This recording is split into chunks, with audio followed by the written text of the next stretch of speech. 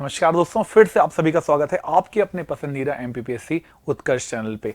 आज मैं आपके सामने क्यों उपस्थित हूं, तो आप सभी को पता है कि तेलंगाना में, जी हां दोस्तों, तेलंगाना में के जो मुगलू क्षेत्र है, यहां पर फिर से अर्थक्वेक, भूकंप के झटके महसूस हुए।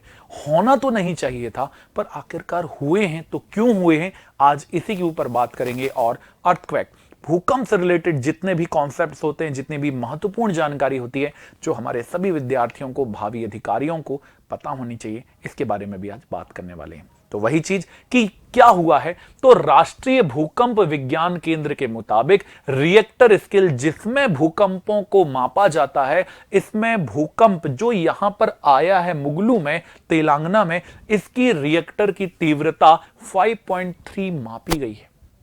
अब ये जो मापी गई है वो क्या है, कैसी है, चलिए इसी के ऊपर विस्तृत जानकारी पे बात करते हैं कि आज जो ये हम आपके पास जानकारी साझा कर रहे हैं, इसमें क्या क्या विशेष होने वाला है। तो इसमें सबसे विशेष जो जानकारी है कि इसमें जो भूकंप आया है, इसमें रिएक्टर स्केल में तीव्रता कितनी है, तो 5.3 रिएक्टर स्केल इसकी तीव्रता मापी गई है। दूसरा, आखिरकार ये केंद्र कहां था, तो भूकंप का केंद्र 18.44 डिग्री नॉर्थ उत्तर में और 80.24 डिग्री ईस्ट पर इसकी कोऑर्डिनेट लोकेशन, अक्षांश और देशांतरीय लोकेशन दिखाई देती है। पर यह उतना हमारे लिए काम का नहीं है। हमारे लिए काम का यह है कि जो भूकंप की उत्पत्ति हुई थी, अर्थात भूकंप जहां से उत्पन्न हुआ, जहां से अर्थक्वेक का ओरिजिन हुआ, वो कितने नीचे था। तो ये लगभग 40 किलोमीटर की गहराई से आने वाले भूकंप, अर्थात ये एक शैलो भूकंप का उदाहरण है, ये एक छिछले भूकंप का उदाहरण है। छिछले भूकंप क्या होते हैं, तो ये ऐसे भूकंप होते हैं जो 0 से लेकर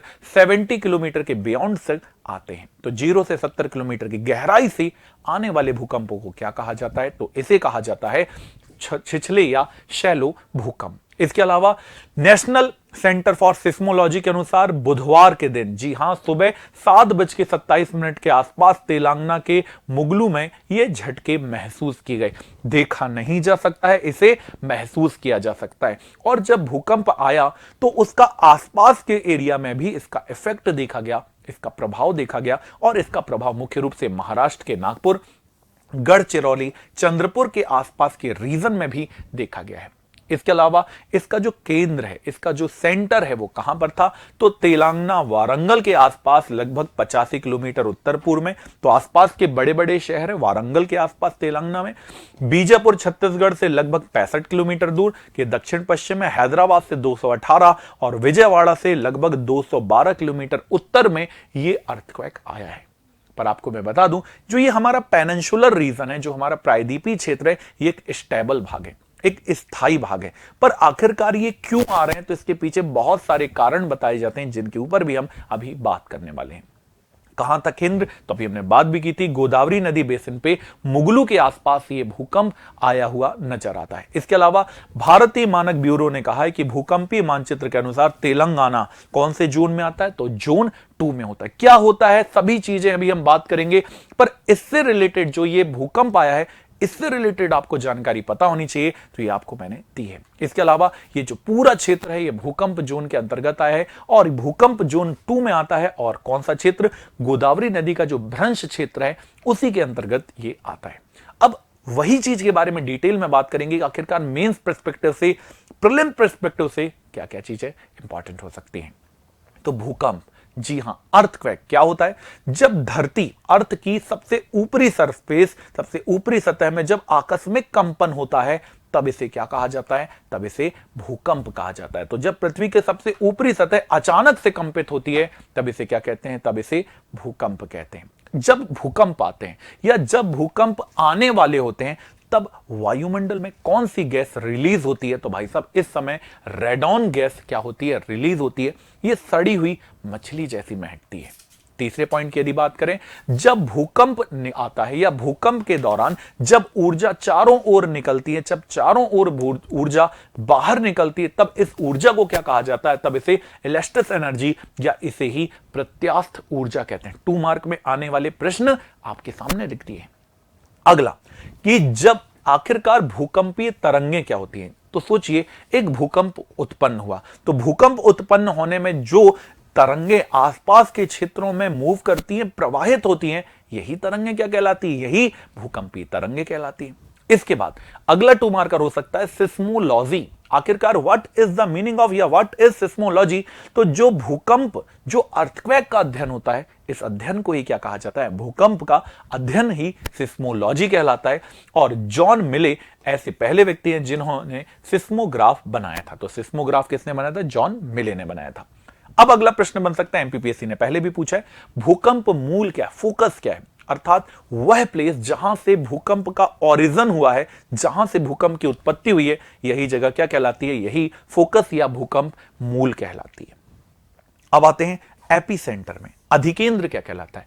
अर्थात वह जगह जहां पर सरफेस पे, धरती की ऊपरी सतह में जिस जगह पर जाकर आप सबसे पहले कंपन महसूस किया जाता है, अर्थात जहां से ओरिजिन हुआ, मान लेते हैं ये अर्थ है, इस अर्थ में यहां से ओरिजिन हुआ, तो इसके बिल्कुल 90 डिग्री ऊपर पर जहां धरातल पर इसे सबसे पहले महसूस किया जाता है, वह प्लेस ही क्या कहलाता है? यह जगह एपिसेंटर कहलाती है।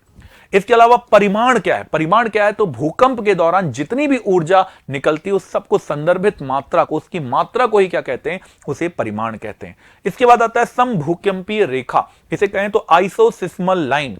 तो भूकंप की समान तीव्रता, इक्वल तरंगों को मापने का जो मापक रेखा होती है, काल्पनिक रेखा होती है, इसे क्या कहते हैं? इसे समभूकंपीय रेखा कहते हैं। और आखिरी में आपके लिए काम का होमोसिस्मल लाइन। आखिरकार क्या है होमोसिस्मल लाइन? तो एक ही समय पर आने वाले भूकंप, मान लेते हैं कई जगह पर भूकंप आए, पर एक ही समय पर आने वाले भूकंपीय क्षेत्रों को जो लाइन मिलाती है, यही क्या कहलाती है? तो इसे होमोसिस्मल लाइन कहते हैं। अब आखिरकार इसे मापते कैसे? इसका मेजरमेंट कैसे किया जाता है? तो इसके मेजरमेंट के लिए भूकंप की तीव्रता को किससे मुक्त होती है? तो यह ऊर्जा मुक्त होती है। और जब भूकंप के दौरान ऊर्जा मुक्त होती है तो इसे मापने के लिए जो यंत्र है, इसके लिए जो मापक यंत्र है, इसका नाम क्या है? तो इसका नाम है रिएक्टर पैमाना। इसकी स्केल है ये मापक, तो आप समझ गए भूकंप मापी यंत्र से इसे मापा जाता है। बट स्केल की यदि हम बात करें तो पहली स्केल है रिएक्टर स्केल, जो 2 मार्क में आपसे पूछी जा सकती है। और रिएक्टर स्केल में पहला पॉइंट है, आखिरकार इसकी खोज किसने की थी? तो इनकी खोज की थी चार्ल्स रिएक्टर के द्वारा। कैसे व्यक्ति थे? तो अमेरिकन नागरिक थे। इसके अलावा ऊर्जा के परिमाण को मापता है, मैग्नीट्यूड याद रखिएगा, ऊर्जा के परिमाण को मापता है। यह कैसी इकाई है? तो यह एक लघुगणितीय या एक मैथमेटिकल इकाई के रूप में देखा जा सकता है। इसमें 0 से लेकर कितने अंक तक होते हैं? तो 0 से लेकर 10 तक इसमें डिजिट होते हैं। 0 सबसे लो और 10 सबसे डिवॉस्टिंग कंडीशन को बताता हुआ नजर आता है। यह सबसे ज्यादा उपयोग होने वाला पैमाना है। जबकि दूसरे पैमाने का नाम है मर्केली स्केल, मर्केली पैमाना। मर्केली पैमाने की यदि हम बात करें तो एक संशोधित, एक वैज्ञानिक पैमाना होता है। इसमें तीव्रता को मापने के लिए इसका भी यूज किया जाता है। याद रखिएगा, इसको किसने मापा? तो इसकी खोज की थी जोसेफ मर्केली के द्वारा। और ये किसके आधार पर चलता है? तो इस जितनी मात्रा में इसमें क्षति हो रही, मान लेते हैं जितना नुकसान हुआ है, उस नुकसान के बेस पर ही यह मूल रूप से काम करता है। और मर्केली पैमाने में कितने होते हैं? तो इसमें 1 से 12 तक होते हैं। इसमें 1 से 10 तक के अंक लिखे होते हैं। और क्या जानना विशेष है? तो भारत के कौन कौन से ऐसे संगठन हैं जो इसमें काम करते हैं? तो भारतीय मौसम विज्ञान, हेडक्वार्टर दिल्ली। भूभौतिकी, जियोफिजिक्स की बात करें तो हैदराबाद तेलंगाना। भूकंप भूविज्ञान वाडिया संस्थान कहां पर है? हिमालय का, ये देहरादून उत्तराखंड में है। भू सर्वेक्षण जियोलॉजिकल भू सर्वेक्षण विभाग कहां है? तो कोलकाता वेस्ट बंगाल में है। भूकंप अभियांत्रिकी और प्रशिक्षण विभाग कहां है? तो उत्तराखंड के रुड़की में है। भाभा परमाणु अनुसंधान केंद्र मुंबई में है। भारतीय खदान संस्थान धनबाद में है। और आईआईटी खड़गपुर भी इसमें महत्वपूर्ण रूप में काम आता हुआ नजर आता है। अब हम क्या चल रहे हैं, आखिरकार भूकंप का क्या मैपिंग की गई है? क्या भारत में कौन कौन से एरिया हैं जहां पर भूकंप आ सकते हैं, क्या इसके बारे में चित्रण किया गया है? तो मेरा आंसर है हाँ, ये काम किया गया है। और इसे 4 जोन में बांटा गया है। सबसे पहले होता है जोन 2, जो सबसे कम खतरनाक होता है। फिर जोन 3, जो मध्यम खतरनाक है। फिर अधिक खतरनाक के लिए सिस्मिक जोन 4 होता है। और सबसे डिवास्टिंग कंडीशन जो होती है, ये होती है सबसे जोन 5 में, जिसे कहा जाता है जोन 5। इसे रेड रंग से दर्शाया जाता है। तो ये आपके पीछे आप इस मैप को देख सकते हैं। इसमें जो आपको ये लाइन दिख रही है, ये लाइन के एरिया सबसे डेंजरस एरिया है, अर्थात सबसे खतरनाक जोन को दर्शाते हैं। तो वहीं से शुरुआत करते हैं कि अलग अलग में भी और मेंस में भी ये आ सकता है, 2 मार्क में भी आ सकता है एक जोन, और कंबाइन यदि हम देखें तो ये 7 मार्क में आपके सामने आ सकता है। तो क्या लिखेंगे जोन 2 में? तो जोन 2 में जो मैक्सिमम रिएक्टर है, जो अधिकतम भूकंप आने की कंडीशन है, वो अधिकतम कितने रिएक्टर की है? तो मैक्सिमम 6 रिएक्टर पैमाने के भूकंप यहां आ सकते हैं। भारत का लगभग 43% रीजन इसी के अंतर्गत आता है और बचा हुआ भाग 4, 5 और 3 के अंतर्गत आता है। अब आ जाते हैं अगले जोन पे। तो अगला जोन है जोन 3, जो जोन 2 से ज्यादा खतरनाक है और जोन 4 से कम खतरनाक होता है। इसमें क्या होगा? तो अधिकतर 6 से ज्यादा 7 रिएक्टर के भूकंप आ सकते हैं। लगभग 30% रीजन इसी के अंतर्गत आता है। बिहार है, झारखंड है, छत्तीसगढ़ है, केरल है, गोवा है, लक्षद्वीप, तमिलनाडु, आंध्रा, उड़ीसा, महाराष्ट्र, ये सभी रीजन मुख्य रूप से इसी के अंतर्गत आते हैं। अब आता है सबसे डेंजरस। जी हां, तो आपने अभी क्या देख लिया? जोन 3 देख लिया। अब हम बात करते हैं जोन 4 की। तो जोन 4 की यदि हम बात करें तो सक्रिय क्षेत्र है, 11% यहां पर भूकंप आते हैं।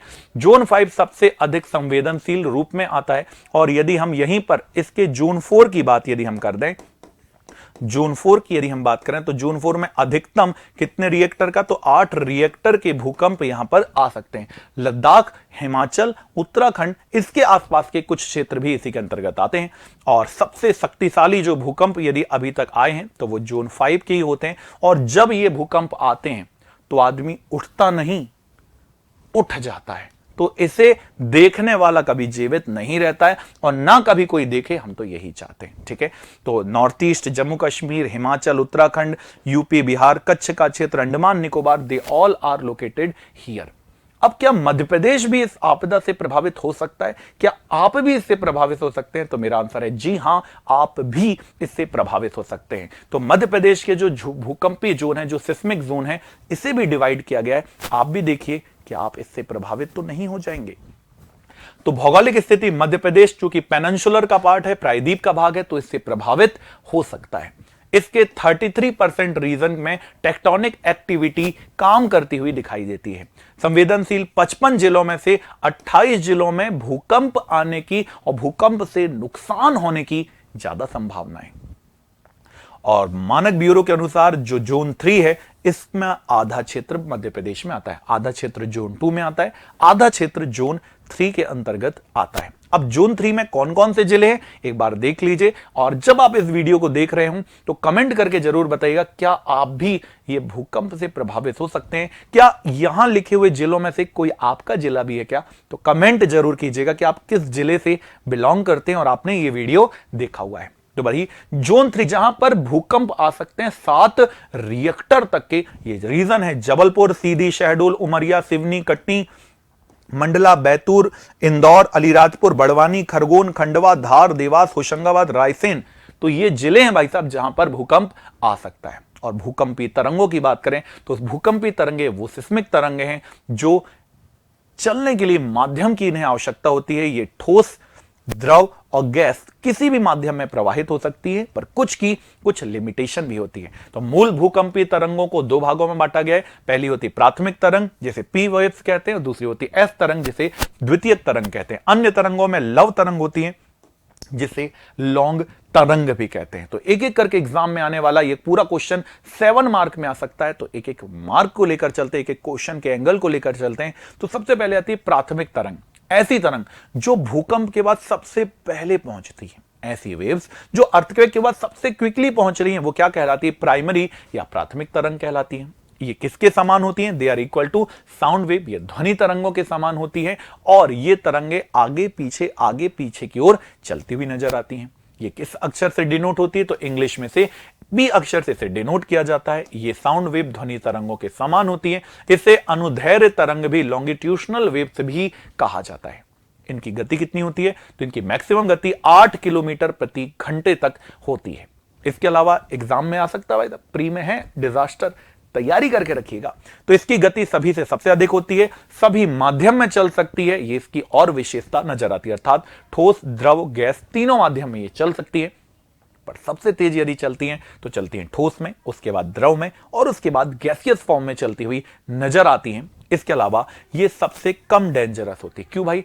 जो जल्दी पहुंचेगा वो कम डेंजरस होगा, जो बाद में पहुंचेगा तो हथियार, असला, बारूद लेकर आएगा और वो ज्यादा डेंजरस होगा। अब आते हैं सेकेंडरी वेव्स में, द्वितीय तरंगों में। तो द्वितीय तरंगों को अंग्रेजी के, है ना, ये तरंगे धरातल में किसके बाद पहुंचती है? तो पी के बाद पहुंचती है और एल से पहले पहुंचती है। तो पी के बाद और एल से पहले पहुंचती हैं। ये जो तरंगे हैं ये केवल द्रव अवस्था में मूव नहीं कर पाती, ये लिक्विड में नहीं चल सकती, इनकी विशेषता है। इसलिए ये आउटर जो क्रस्ट है, बाहरी जो कोर है, आउटर कोर है, बाहरी क्रोड है, इस पे प्रवाहित नहीं हो पाती। क्रस्ट में तो चल देती हैं। इनकी औसत गति कितनी है? 4.5 किलोमीटर पर सेकंड, जहां पी वेव्स की थी 8 किलोमीटर। ये लगभग आधी स्पीड से चलती है, 4.5। किन तरंगों के समान होती है? तो ये प्रकाश तरंगों के समान है, जबकि वो ध्वनि तरंगों के समान थी। इसके अलावा ये काय में चलती है तो ठोस और गैस में चल सकती है। अब धरती के अंदर कोई गैस की लेयर है नहीं, इसलिए वहां नहीं चल पाएगी। इसके अलावा तरल में, द्रव में गमन नहीं कर पा रही है। पी की तरंगों से इनकी गति कम है, जबकि एल तरंगों से इनकी स्पीड अधिक दिखाई देती है। एल तरंगों से इनकी गति दिखेगा, तरंग पी से कम और एल से अधिक होती है। इनकी गति किससे? तो पी से अधिक है पर एल से। इन तरंगों की, इनकी गति पी तरंगों से, गति में यदि हम देखेंगे तो इनकी गति पी तरंगों से कम है और एल तरंगों से अधिक है, इसलिए तो ये एल के पहले पहुंचती हैं। पर डिवास्टिंग डेंजरस की यदि हम बात करेंगे तो भाई साहब ये तरंगे पी से अधिक खतरनाक है और एल से कम खतरनाक है। अर्थात ये दोनों लाइन इनवर्स हो जाती हैं। गति में पी से तेज है, पी से कम है, पर खतरनाक होने में पी से ज्यादा डेंजरस दिखाई देती है। तो पी हो गई, एल हो गया। अब आते हैं आखिरी में लॉन्ग तरंग, धरातलीय तरंग या टर्शरी वेव्स। तो इसे अंग्रेजी के एल अक्षर से इसे मूल रूप से दर्शाया जाता है। ये तरंगों की जो स्पीड है वो मात्र 3 किलोमीटर पर सेकेंड है। 8, 4.5 और 3 किलोमीटर पर सेकेंड की स्पीड से चलती है। कहां चल सकती हैं? जल और थल दोनों में चल सकती हैं। केवल याद रखिएगा, भूकंप के दौरान अंत होने पर सबसे अधिक यदि कोई विनाशकारी है तो यही है। ऐसा सोच लो, एल माने लव, और जब किसी के जीवन में लव आता है ना, एग्जाम भी पढ़ाई कर रहे हैं और यदि लव तरंग फंस गई तो ये आसपास की सभी चीजों को आपको क्या कर देता है? विध्वंसित कर देता है, नष्ट कर देता है। तो इनकी गति पी और एस की तरंगा में अपेक्षा में मध्यम संचरण करती हुई नजर आती है। इसके अलावा ये केवल कहां चलती है? तो धरातल में चलती है, इसलिए भी सबसे ज्यादा डेंजरस मानी जाती है। याद रखिएगा, ये तरंगें भी किस प्रकार की होती हैं? तो ये अनुप्रस्थ तरंगों का उदाहरण होती हैं और ये अन्य तरंगों की तुलना में ज्यादा क्या है? खतरनाक दिखाई देती हैं। तो यही इसका मूल आधार था जिसके बारे में आपको बात करनी थी। पर मैंने आपको बार बार कहा था, क्या तेलंगाना में आने वाली ये हवाएं बहुत महत्वपूर्ण है? ये जो तेलंगाना में ये जो तरंगें चली, क्या ये महत्वपूर्ण है? क्यों हमें इसको बारे में जानना जरूरी है? तो इसके बारे में जानना इसलिए भी जरूरी था दोस्तों, ताकि आपको यह पता हो कि प्रायद्वीपीय भाग जो हमारा ये पेनिनसुलर रीजन है, ये पेनिनसुलर रीजन स्टेबल है। परंतु जैसे जैसे हम बड़े बड़े बांधों का निर्माण करते हैं, जैसे जैसे हम बड़े डैम्स बनाते हैं, जैसे आपने देखा होगा महाराष्ट्र का लाटूर वाला आसपास का इलाका क्या होता है? भूकंप से कंपित होता है। वैसे ही अभी अभी कालेश्वरम एक प्रोजेक्ट चल रहा है। दुनिया की सबसे बड़ी लिफ्ट इरिगेशन परियोजना है कालेश्वरम। तो कालेश्वरम परियोजना गोदावरी नदी के क्षेत्र पर चल रही है और गोदावरी नदी पर यह दुनिया की सबसे बड़ी लिफ्ट इरिगेशन परियोजना के बनने से भी संभावित है कि यह जो भूकंप आया है ये इसका कारण है। तो यही इसकी जानकारी थी। ऐसी तत्कालिक जानकारी के लिए हम हमेशा आपसे मिलते रहेंगे। बस आपको करना यही है कि लगातार सब्सक्राइब करके रखिएगा उत्कर्ष के आपके अपने चैनल को। मुलाकात फिर से आप सभी से होगी। अपना ध्यान रखिए। जय हिंद, जय भारत।